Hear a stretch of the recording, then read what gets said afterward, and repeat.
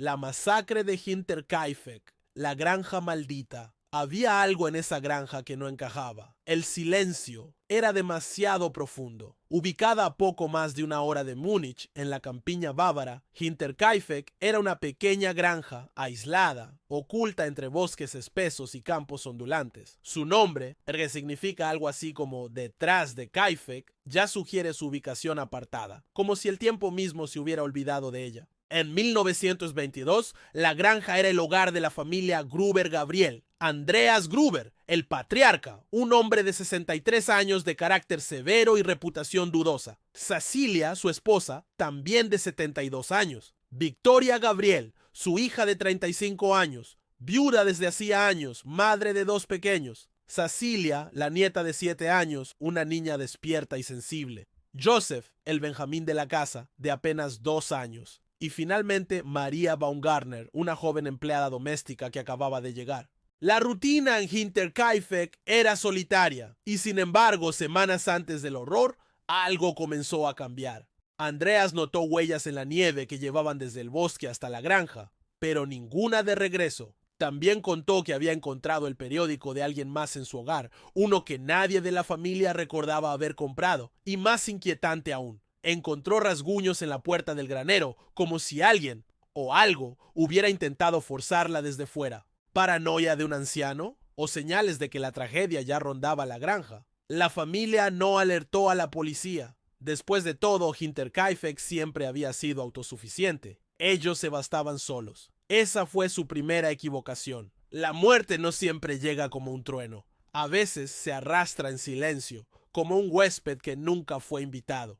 Era el 31 de marzo de 1922. Los vecinos vieron a Victoria y a su hija por última vez durante una misa en Weidhofen. Se comportaban con normalidad. Al día siguiente, la pequeña Cecilia no se presentó a la escuela. Victoria tampoco acudió al coro de la iglesia. El cartero dejó el correo en la entrada, pero nadie lo recogió. Durante los días siguientes, varios conocidos intentaron contactar a la familia sin éxito. Las ventanas estaban cerradas. No salía humo de la chimenea. Pero lo más desconcertante era que el ganado seguía siendo alimentado. Se veían signos de actividad, pero nadie respondía. Fue entonces cuando varios aldeanos decidieron ir a la granja, y lo que encontraron los marcó para siempre. No fue el hedor lo que alertó al pueblo, fue el silencio brutal de una granja que nunca dormía.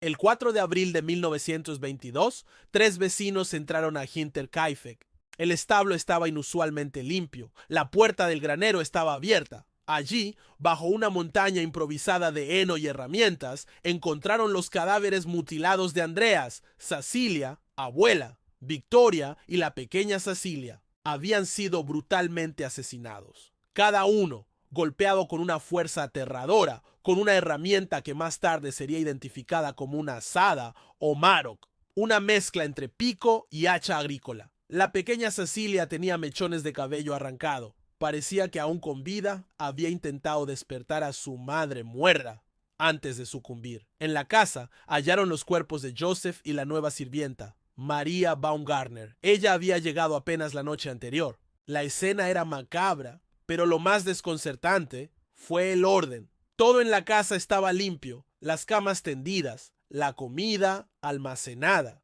los animales cuidados. El asesino, quien quiera que fuera, había vivido allí varios días después del crimen.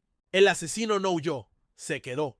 Respiró el mismo aire, caminó por los mismos pasillos, como si la muerte le perteneciera. Cuando la policía de Múnich llegó a la escena, fue recibida por un rompecabezas espeluznante. Los cuerpos ya habían sido movidos por los aldeanos, lo que contaminó parte de la escena. Pero aún así, los detalles eran escalofriantes. Todos los asesinatos fueron realizados con golpes certeros en la cabeza, con una fuerza brutal. No hubo señales de disparos, solo sangre, mucha sangre. El arma homicida, una azada agrícola, no fue encontrada. Todavía.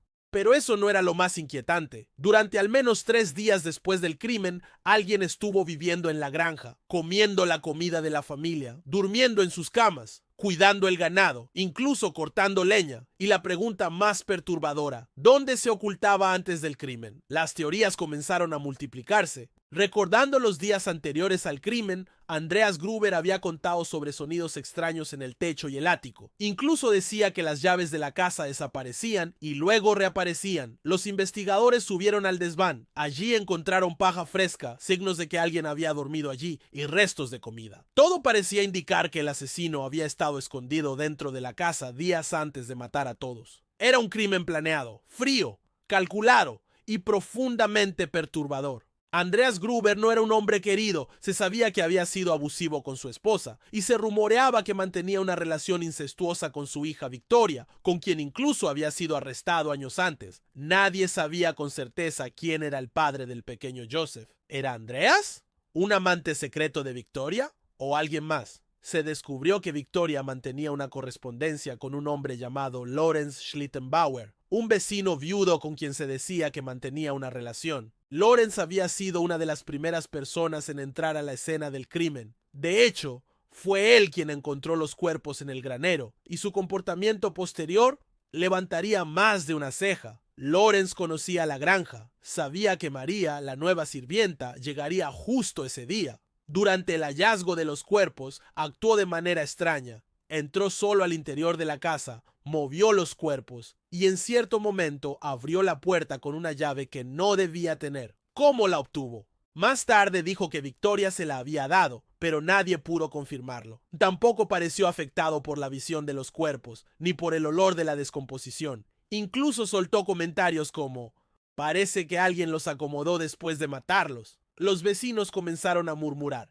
¿Y si Lorenz había matado a Victoria por celos? ¿Por venganza? ¿Por descubrir que Joseph no era su hijo? Pero no había pruebas concluyentes, y así como Lorenz, muchos otros serían considerados sospechosos. Lo único más aterrador que el crimen era lo que nadie se atrevía a decir en voz alta. La masacre de Hinterkaifeck se convirtió rápidamente en uno de los casos más espeluznantes de Alemania, pero también en uno de los más mal manejados por la policía de la época. La escena del crimen había sido alterada por los vecinos, las pruebas fueron contaminadas, y las sospechas se multiplicaban como ecos en el bosque. Lorenz tenía motivos y tenía acceso. Se sabía que en algún momento quiso casarse con Victoria. Incluso se decía que él pensaba que Joseph era su hijo, pero algo cambió. La relación se quebró. Victoria le exigía dinero y Lorenz se negó. La noche del hallazgo, su comportamiento fue tan extraño que algunos creyeron que había regresado al lugar del crimen. No por deber,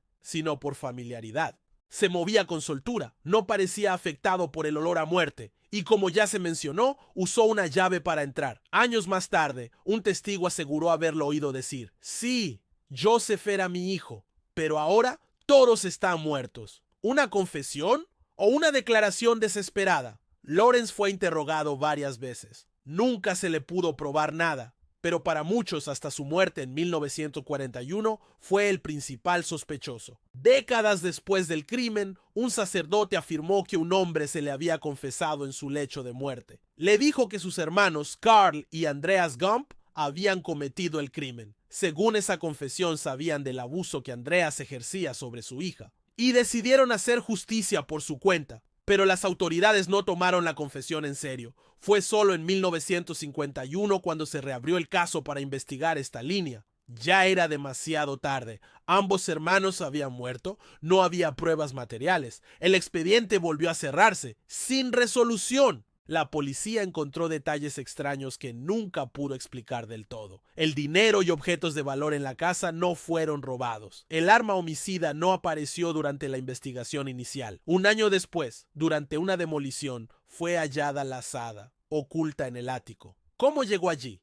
¿La colocó el asesino mientras aún vivía en la casa? ¿O alguien la ocultó después? En 1923, los cráneos de las víctimas fueron enviados a Múnich para su análisis forense, con la esperanza de reconstruir el crimen. Nunca regresaron. Durante la Segunda Guerra Mundial se perdieron o fueron destruidos. La investigación policial se alargó durante décadas sin resolución. Más de 100 sospechosos fueron interrogados. Ninguno fue condenado. Nadie fue arrestado. El asesino o los asesinos desaparecieron como fantasmas, dejando tras de sí el eco sangriento de una masacre sin sentido. La investigación policial se alargó durante décadas sin resolución. Más de 100 sospechosos fueron interrogados. Ninguno fue condenado. Nadie fue arrestado. El asesino o los asesinos desaparecieron como fantasmas, dejando tras de sí el eco sangriento de una masacre sin sentido. Si esta historia te impactó, suscríbete al canal y activa la campana. Si esta historia te impactó, suscríbete al canal y activa la campana.